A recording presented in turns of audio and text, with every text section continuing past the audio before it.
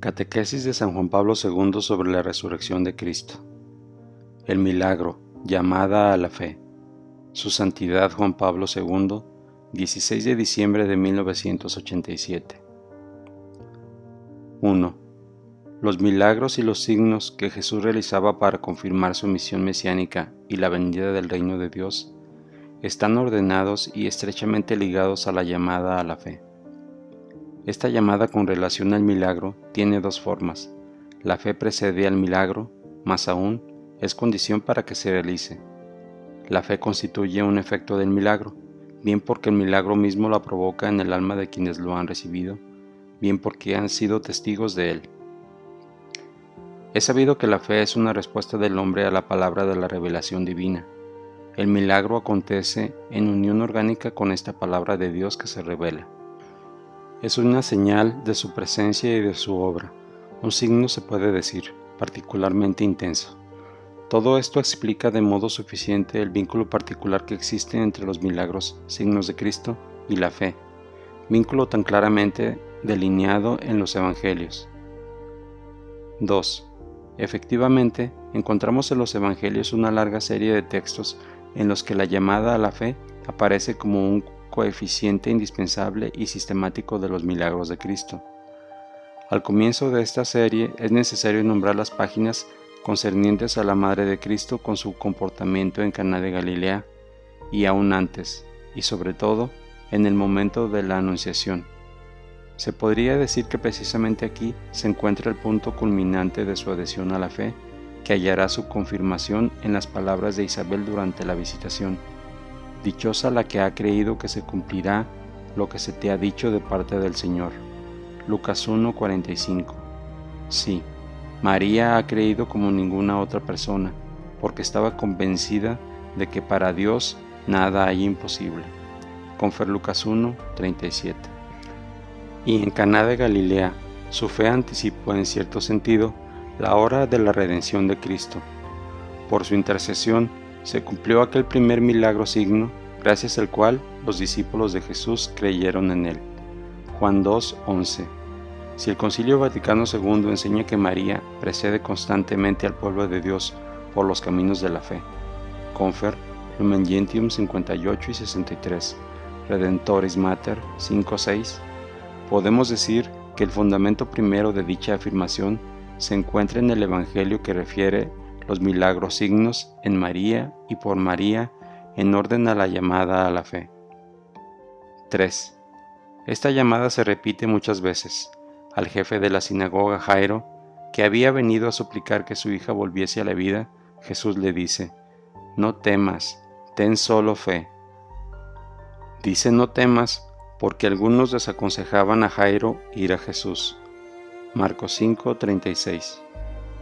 Cuando el padre del epiléptico pide la curación de su hijo diciendo: pero si algo puedes, ayúdanos, Jesús le responde: si puedes, todo es posible para el que cree.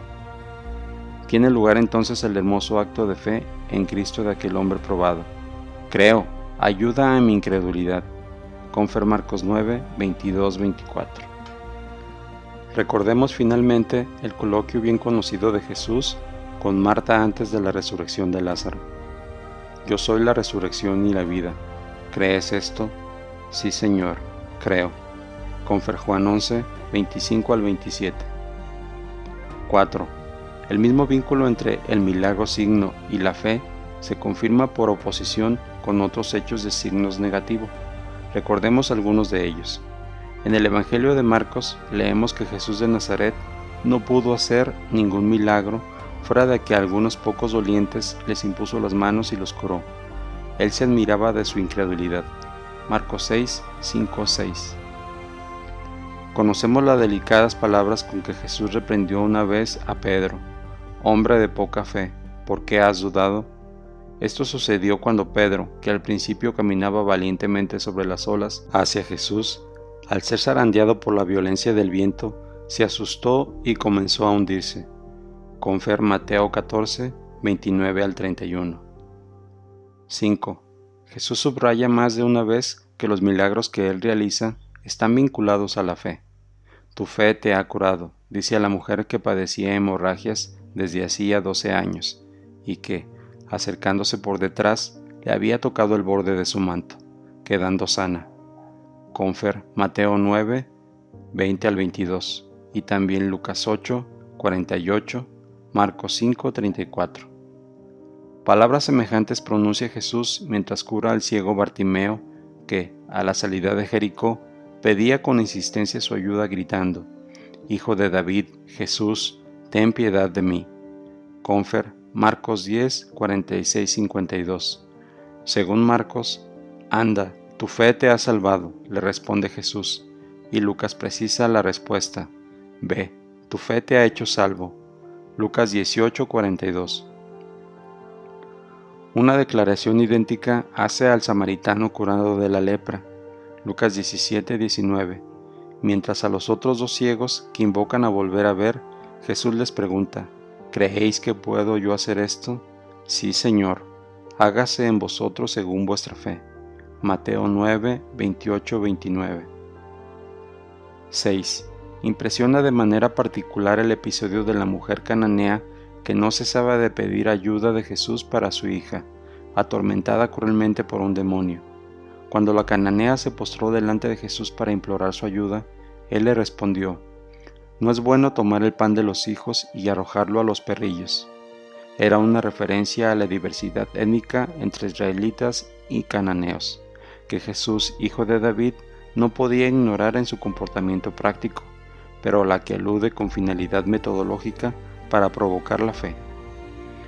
Y he aquí que la mujer llegó intuitivamente a un acto insólito de fe y de humildad, y dice: cierto, Señor, pero también los perrillos comen de las migajas que caen de la mesa de sus señores.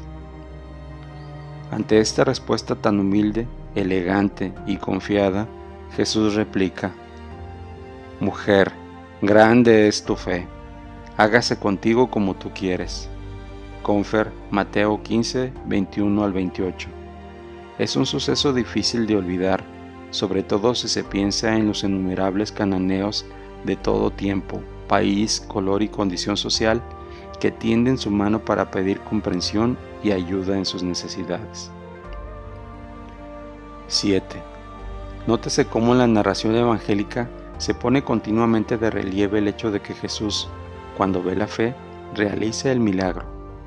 Esto se dice expresamente en el caso del paralítico que pusieron a sus pies desde un agujero abierto en el techo.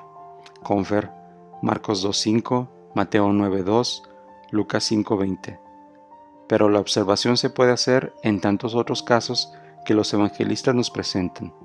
El factor fe es indispensable, pero apenas se verifica, el corazón de Jesús se proyecta a satisfacer las demandas de los necesitados, que se dirigen a Él para que los socorra con su poder divino. 8. Una vez más constatamos que, como hemos dicho al principio, el milagro es un signo del poder y del amor de Dios que salvan al hombre en Cristo, pero precisamente por esto es al mismo tiempo una llamada del hombre a la fe.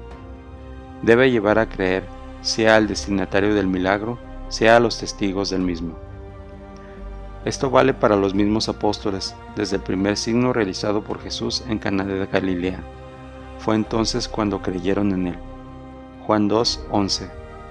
Cuando más tarde tiene lugar la multiplicación milagrosa de los panes cerca de Cafarnaúm, con lo que está unido el preanuncio de la Eucaristía, el evangelista hace notar que, desde entonces, muchos de sus discípulos se retiraron y ya no le seguían, porque no estaban en condiciones de acoger un lenguaje que les parecía demasiado duro. Entonces Jesús preguntó a los 12: ¿queréis iros vosotros también? Respondió Pedro: Señor, ¿a quién iríamos? Tú tienes palabras de vida eterna, y nosotros hemos creído y sabemos que tú eres el Santo de Dios. Confer Juan 6, 66, 69. Así pues, el principio de la fe es fundamental en la relación con Cristo, ya como condición para obtener el milagro, ya como fin por el que el milagro se ha realizado. Esto queda bien claro al final del Evangelio de Juan, donde leemos: muchas otras señales hizo Jesús en presencia de los discípulos que no están escritas en este libro, y estas fueron escritas para que creáis que Jesús es el Mesías, Hijo de Dios, y para que creyendo tengáis vida en su nombre. Juan 20, 30-31.